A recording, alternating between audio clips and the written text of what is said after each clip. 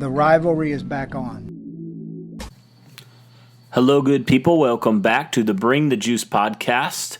I'm your host, Cody Felger, flying solo tonight. Obviously, the Colts have a short week to play Thursday night football against the Houston Texans. And because of that, my guys, typical guys who are on here, Andrew and Derek, both are unavailable in time to record this preview podcast of Colts versus Texans. So you guys are stuck with me tonight, but that's okay. We have a lot to dive into tonight. I guess today, rather, I'm recording it in the nighttime, but by the time this podcast drops, it'll probably be morning, afternoon, depending on when you listen to it before the game on Thursday. I'm recording this on Wednesday night.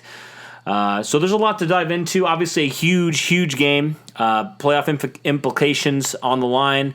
Both Colts and Texans sitting there at 6-4. They've already met once this year, and the Colts came out victorious at Lucas Oil Stadium. But saying that, both teams are it's kind of interesting because both teams are coming off of really complete opposite games last week. The Colts last week obviously beat Jacksonville 33-13, and Houston really got embarrassed by Baltimore. They only scored a touchdown, got blown out by the Baltimore Ravens. So really a tale of two teams this last week, but Houston's still a good team, despite some of the stuff that's gone down. A lot of injuries on both sides, and we'll dive into that a little bit later. There's a lot riding on this game, obviously. AFC South supremacy. Right now, the Colts have the division lead because they, like I mentioned, had already beat Houston once this year.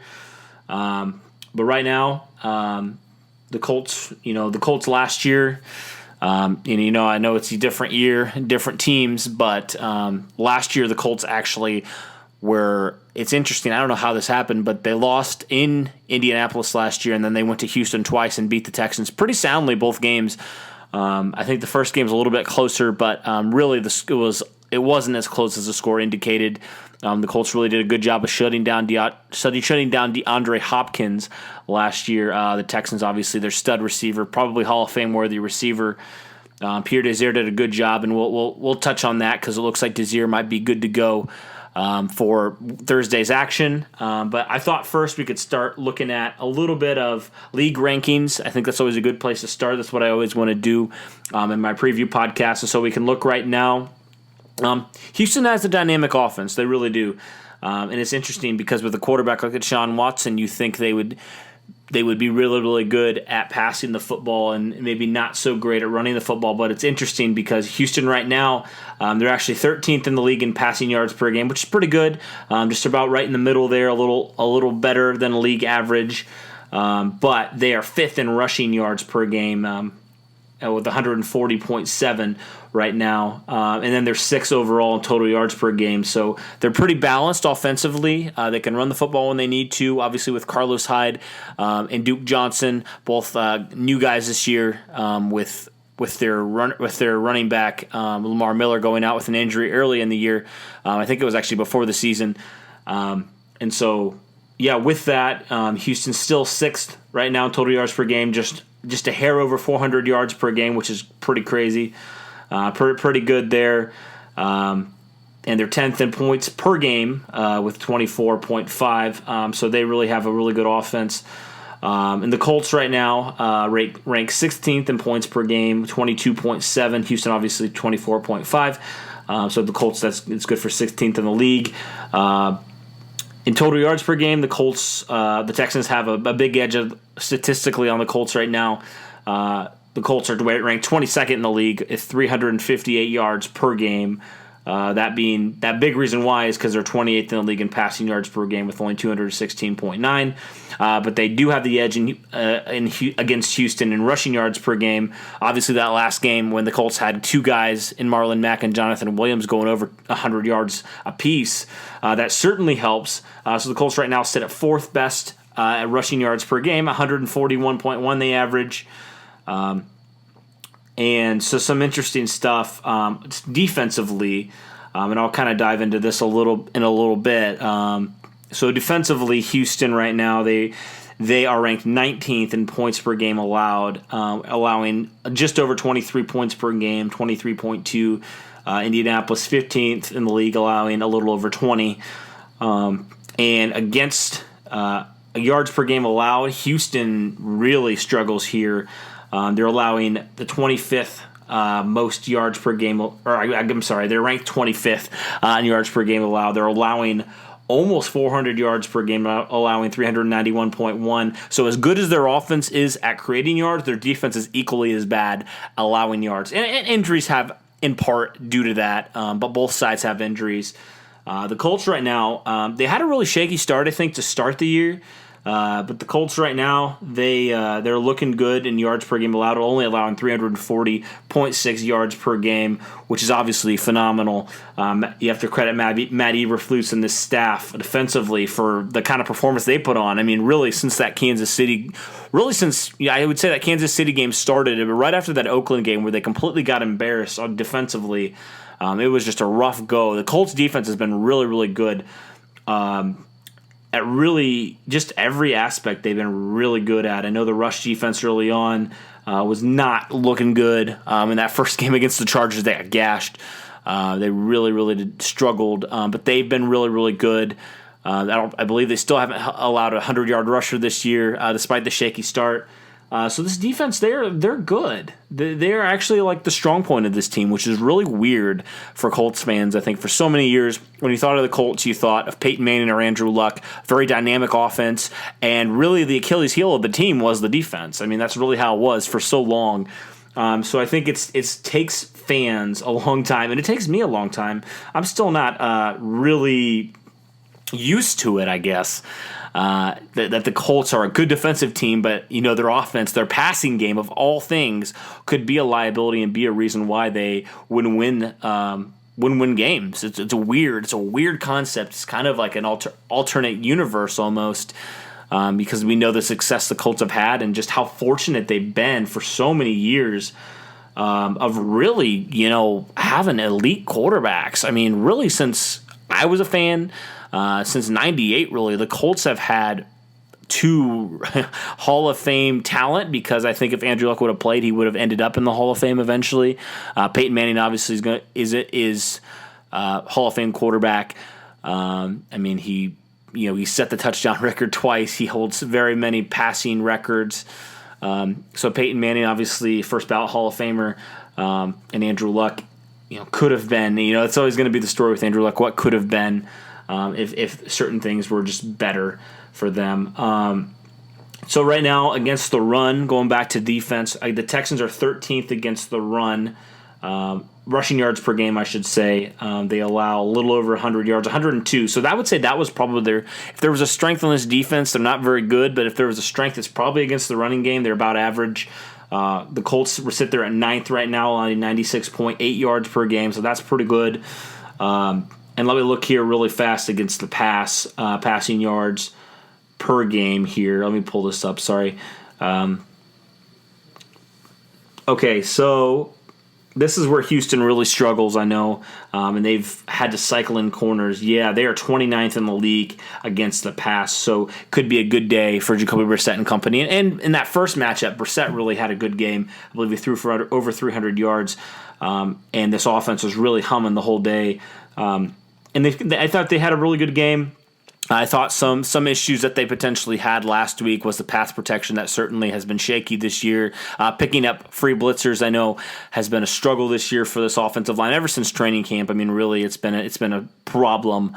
And so, this is the kind of game where Jacoby Brissett has to have another one of his good games, and I think that's how the Colts are going to have to beat Houston, because Houston's pretty decent against the run game. You can still run on them, but also this defensive front for Houston is just not the same as it was a year ago with Jadeveon Clowney and J.J. Watt being injured. It's completely different. They still have a good quarter. They still have solid players, but nobody like a J.J. Watt type player. So back to that game against Houston. On October 20th, the Colts won 30-23. Jacoby Brissett had 326 passing yards, 4 touchdowns, no picks. Was only sacked once in that game, and he also added a few rushing attempts as well, but he didn't turn the ball. He fumbled it once. I remember that. He fumbled it once, but other than that, he took very good care of the ball. And that's what he's going to have to do again, I think, in this game. Houston's very, very beat up in their secondary, very beat up. They've brought in a ton of guys this year. They brought in they traded for Garyon Conley. And then they just signed former first-round pick. Garyon Conley was a first-round pick, and they also signed Quentin Hargroves from Tampa Bay. I think his name's Quentin Hargroves. I know his last name's Hargroves. I know there's a couple guys with that last name, so I think I got his name right. If I didn't, oh well. But a couple injuries. Lonnie Johnson with an ankle injury, he's out. Justin Reed, the strong safety's out. Mike Adams, the free safety, is out. And then Bradley Roby and Deshaun Gibson. Bradley Roby's a corner. Deshaun Gibson is a free safety. They're both questionable for this game. And then Will Fuller is the only other player that's questionable for this game that's on their injury list. So saying that, all the injuries really are in the secondary for Houston. So if there was a week that the Colts passing game could get going, it would probably be against this really porous Texans pass defense. I mean, they've tried to patch it up all year, and it hasn't worked at all. And so, yeah, the Colts definitely need to attack them vertically, and certainly getting back a guy like T.Y. Hilton would be a huge, huge lift for this offense. And Hilton actually practiced today. Obviously, it was a walkthrough. That's what they do. That's what teams do if they have to play a Thursday night game, because you got to rest, right? And that's a whole different topic, whole different discussion for another time. But there's not a whole lot of rest involved. For football players, you need time to rest, and just having a Thursday night game, 4 games after you just play a full 60-minute game. I mean, really, your body's going to wear down, and so. T.Y. Hilton's been out with the calf injury for a few weeks now. The offense has struggled. The passing game in particular has really struggled. But T.Y. Hilton is questionable. And I believe that he told reporters that if all the boxes are checked, he's going to play. And we obviously have talked time and time again. I was joking with one of my buddies from The Fan, Kevin Bowen, about T.Y. Hilton, and I was just like, at what point is Houston just going to rename their stadium Hilton Stadium? Because seriously, like every time the Colts play Houston in that stadium, T.Y. Hilton goes off for 150, 200 yards. It's absolutely wild what that man has done in Houston. So if he plays, that definitely helps this offense out a lot. Here's a quote from Hilton here. He says, me not being in there, teams play totally different. They play out of character. That's what they've been doing. If I'm able to go back out there, then we'll be a tough team.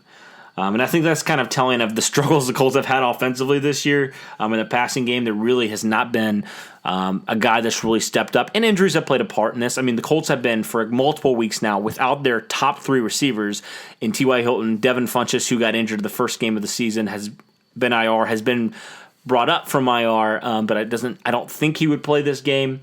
But he's been out for a while, and then Paris Campbell, who fractured his hand, should be back some point in December. So the Colts have been missing some of that, and it's really caught up with them.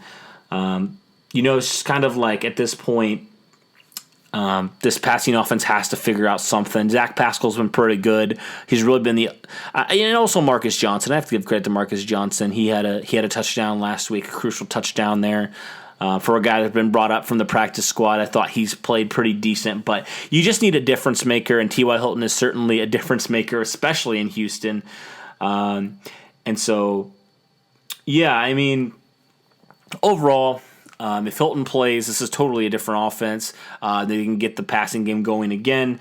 That would be huge, huge, huge for them. It really would. It's wild, the difference in this Colts offense when Hilton is on and off the field. I believe last week was the first time they've won a game with Hilton being out of the lineup. So that tells you how important of a guy he is to this offense and to this team, really. Here are some stats from the 8 games that Hilton has played in Houston. He has 46 catches, 1,018 yards, 22.13 yards per reception, and 7 touchdowns. And so, obviously, he has had the Texans' number for years. And Houston fans should probably be worried if Hilton suits up. Even if he doesn't get a ton of targets, he's still a threat out there, and that allows a lot of your other receivers to have one-on-one matchups. And so, if say Zach Pascal and T.Y. Hilton play, Zach Pascal gets a lot more looks. And it gets other guys open. That's really the big thing. But if Hilton's going to go, he might get some targets his way, and we know what he's done really to the Texans over the years. And so I'm watching that. That's worth monitoring. He was a limited participant in practice today, but that's certainly good news for the Colts offensively. Some other guys, Mo Alley Cox, who injured his thumb, he's questionable. Maybe not a lot of Colts fans know a whole lot about Mo Alley Cox, but he's really been really crucial. He's had a couple catches this year, but he's been really crucial in the run block game. I thought he had a really, really good game last week. He was opening up holes, obviously, for the Colts to have really a record-breaking performance on the ground. It was, Mo Alley Cox was a key cog in that. Eric Ebron also questionable, so the Colts could be down 2 tight ends potentially. He's not ruled out, though. He injured his ankle last week. And then another one worth monitoring is Rock Ya-Sin, who got injured after, I believe, he made a tackle for loss last week. And then I believe he actually got injured on that. He made his first career interception, which shout out to Rock Ya-Sin. It's been an up and down year for him, but it's good to see the Temple product, the Temple rookie, get his first interception. But he got injured before, and then he tried to play on that injury, and then he got injured again, so he hurt his ankle. He's questionable for this game. The good news, though, for the Colts, it looks like Pierre Desir's going to go. We talked about Desir and the importance he really brings to this defense. I mean, Desir has not played a whole lot this year, but when he's been out there, he's been effective. And we know what he's done, what Pierre Desir's done against the Texans. I mean, he shut down DeAndre Hopkins multiple times last year, in Houston nonetheless, which is crazy to me that, I mean, when you think of DeAndre Hopkins, you think of a guy who's just a beast, honestly. He's unguardable. He's really that type of player, but Pierre Desir has really, it's unbelievable what he did against DeAndre Hopkins last year. And I thought he did a pretty decent job on Hopkins again this year. He didn't quite have the performance that he had. I mean, how could you? I mean, he shut down one of the league's best receivers. Obviously, that guy is going to have some games where he scores and he does things. It's just kind of how it goes with those really elite players like him. But Desir's only played in 6 games this year. Had an interception in one of the games that he played. But, in that Houston game, I mean, he played pretty well, I would say. I believe he had an interception in that game. Don't quote me on that, but I believe Pierre Desir. Let me pull that up real fast. Yeah, he had an interception in the last Houston game, so he's ready to go again. And if Rock Ya-Sin can't go for whatever reason on a short week, the Colts should feel okay about having Pierre Desir, Kenny Moore, Marvell Tell, who's also played really, really well as a rookie, and then maybe even Quincy Wilson. I know Shaq Taylor's out, so maybe Wilson will get some run there at corner. So the Colts could have and should have at least 4 solid corners out there, which they should feel good about.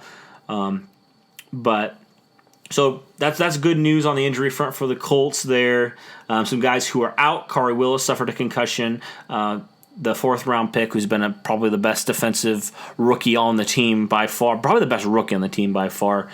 I mean, the Colts drafted basically all defense, so if he's the best defensive player, he's probably the best rookie on the team. Marlon Mack injured his hand, out, so it looks like Jonathan Williams and Jordan Wilkins will split time at running back, which both have been effective when given the chance, which is good. Paris Campbell out with a hand injury. We talked about he'll be back sometime early December. Shaq Taylor out, who is a corner as well.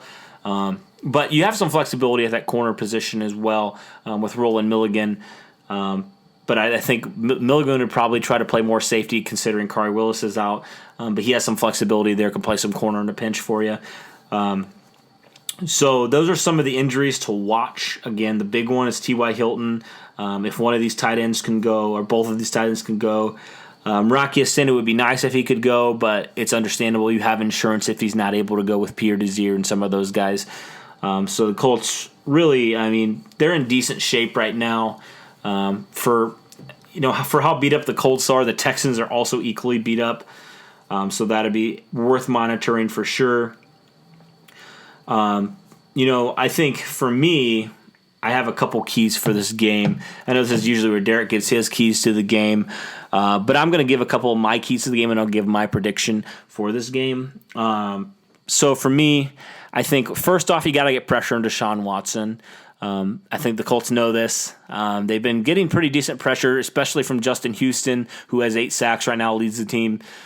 He's had a couple more that he probably should have had sacks in, but he hasn't finished it. But he's got a lot of pressure this year. He's been really, really good addition for this Colts defense. So you have to get pressure on him. You got to get interior pressure, which I think has been lacking this year, and that's something the Colts will have to address this next year in the draft. Because the interior pressure just hasn't been there. Danico Autry has not nearly been the player he was last year in terms of getting pressure. Neither has Margus Hunt, who's really disappeared. He actually got benched for Grover Stewart, which shout out to Grover Stewart. I think he's had a phenomenal year overall. Jabal Sheard, he's a solid player. He can get some sacks for you, but he's never going to be a double-digit sack guy. He's really, really good against the run, though. But you gotta be creative. You gotta get some pressure. Maybe bring Kenny Moore in a blitz. I know he had a sack last week. It was a big sack for him. And just be creative. Send some blitzes. Send some pressure to Deshaun Watson's way. And also just contain him in the pocket, because I've noticed with Deshaun Watson and watching some film on him, it seems like when he makes those errors, especially against Indianapolis earlier in the year, he makes them within the pocket. It's when he's outside of the pocket where he can make those crazy type of plays. So if you keep him in the pocket, you keep him contained, I think you have a good shot at slowing this Houston Texans offense down. I think another key for me is you got to establish the run early, and you got to establish it often. Obviously, Marlon Mack being out for who knows how long, especially he's for sure out for this game. That's a big loss, because Mack is actually the 5th best running back in terms of rushing yards this year. He's played at a Pro Bowl level all year. He's been really, really good for the Colts. But, you got some options. You got some guys that you like. You got Jonathan Williams, who went over 100 yards, who had a really, really good game. And you also have Jordan Wilkins, who I think in limited roles this year, he's been really, really good for the Colts. He's a good change of pace back for you, and if they're splitting time, I really think that the Colts can establish the run.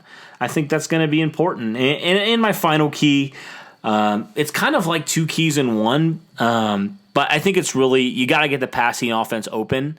You got to really break out of your funk that you've been in for the last couple weeks. Really, the last month. This passing offense has been pretty dormant, and so I think there's some keys within this key in order to do this. And I think first off, you got to be better in protection. Jacoby Brissett was sacked multiple times last game, and it kind of got swept under the rug, I think, a little bit with how good the Colts were at running the football last week. I mean, the historic day, you don't really talk about the issues up front in protection, but that is an issue, and it's been an issue for a couple games now, and I think that's something the Colts are going to have to fix. They really are. So you got to protect your quarterback, and also the receivers have to get separation. Even if T.Y. Hilton plays, these receivers need to step it up.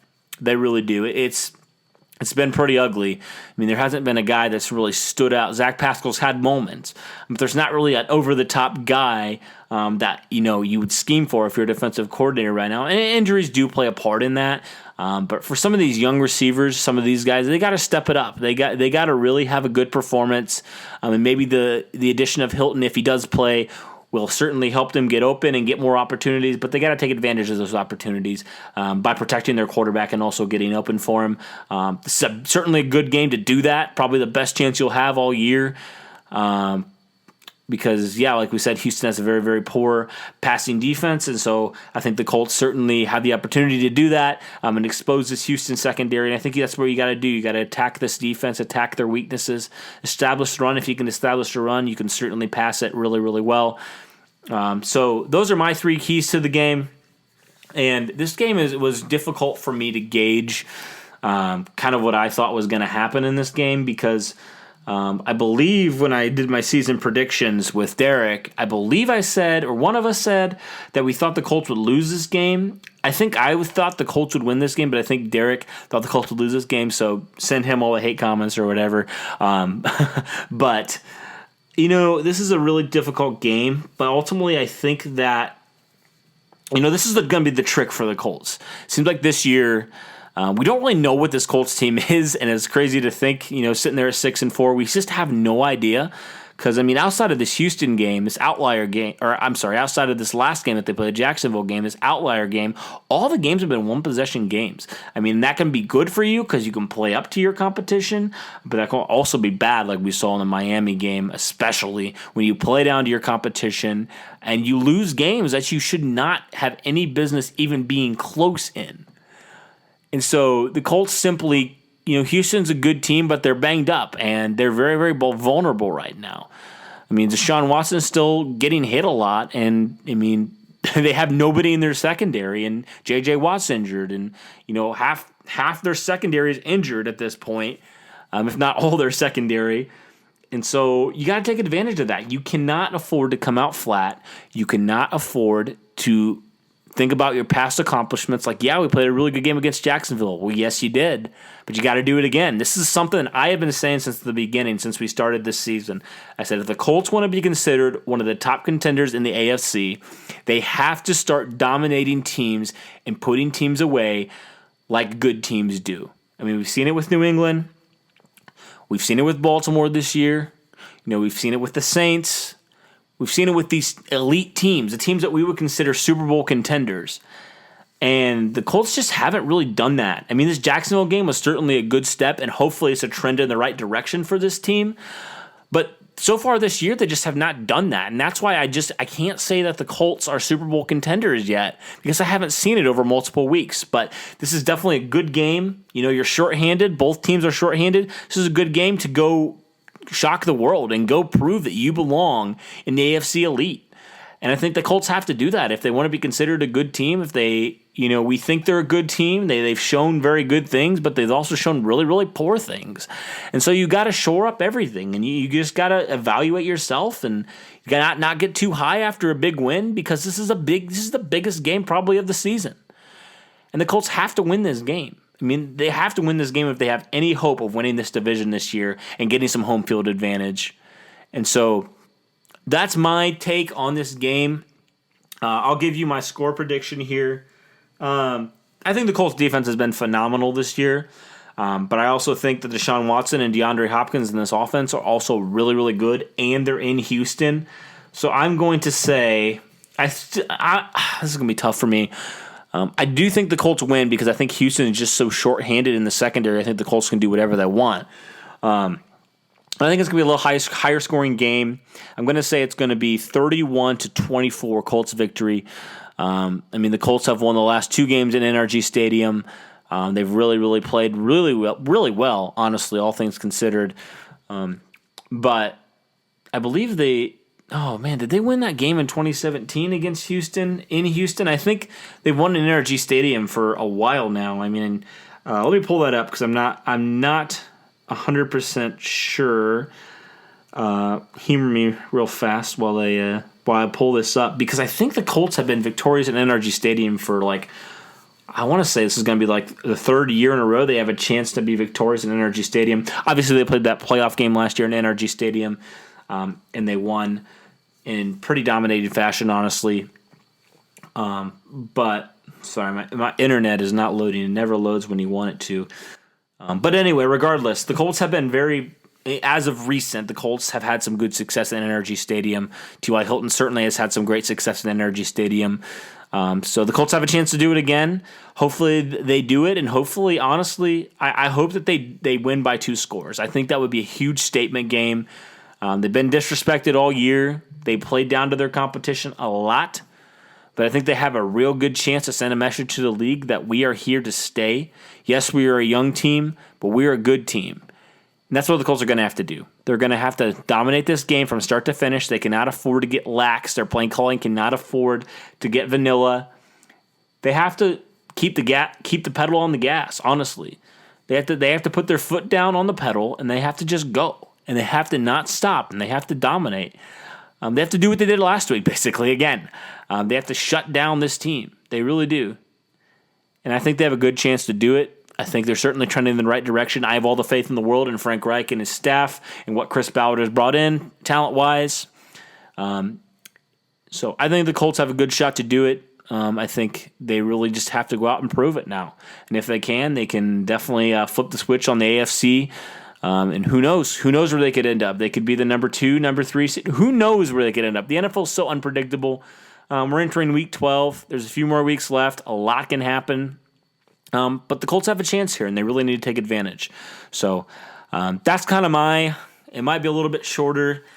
There's no, the thing I love about Derek is he always brings an interesting perspective on this game. And so, he's great. I love Derek and love what he brings to this podcast.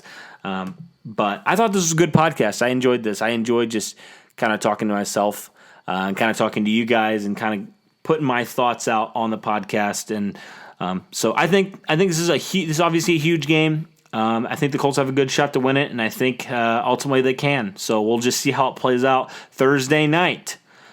Well, and I think that's all I have for you guys. I appreciate you as always. Appreciate your support and your love and your kind comments to us. We really, really appreciate it.